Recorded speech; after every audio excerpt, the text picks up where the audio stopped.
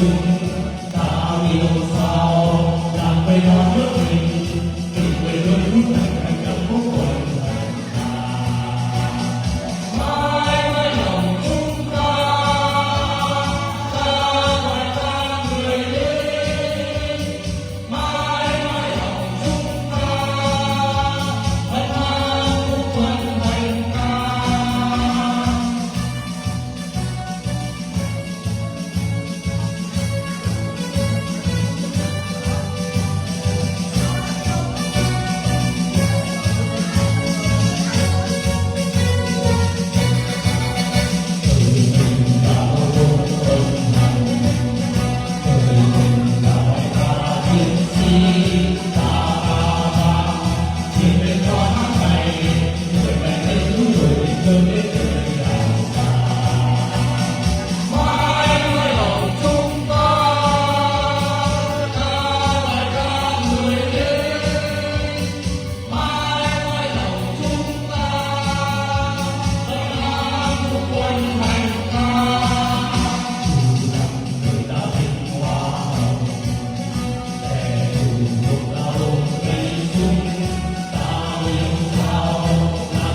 Nước mình, vì quê hương quốc gia, quê hương quốc gia.